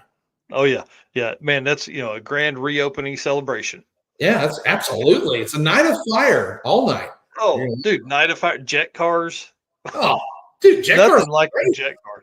Dude. Yeah, nothing like a jet car, man. Yeah, I mean, who doesn't love a jet car besides her? Right. All right. Well, opening. Yeah. That's right. Well, listen, Jake and Ryan, stay with us. We're going to go ahead and close the show down, but I want to talk to you backstage for just a minute. Yeah.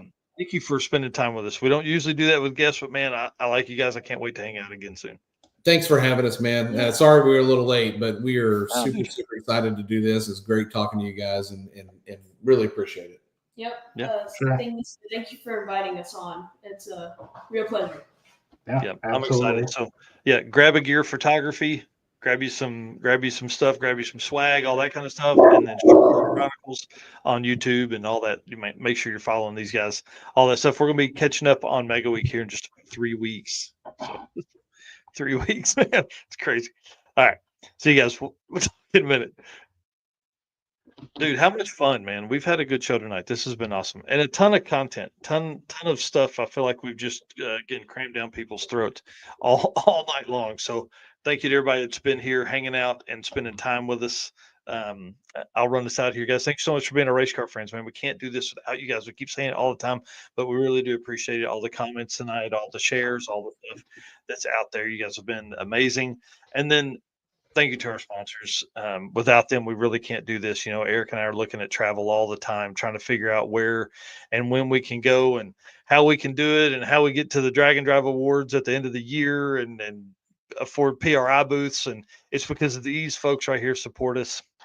So we can't do all of that without them. So if you are taking the time and spending some money or even shopping, please go over and try and shop with these guys. Summit Racing, Deech Works, Molly Motorsports, Driven Racing Oil, Howard's Cams, J-Wire Solutions, WAF Racing, Performer Built Transmissions, Car Change 3D, Power Tube TV. Got to watch that for sure. Power Fest coming up with Pinks, and then Sweet Patina and Racing Junk Classifieds. Thank you guys so much again. We'll see you very, very soon.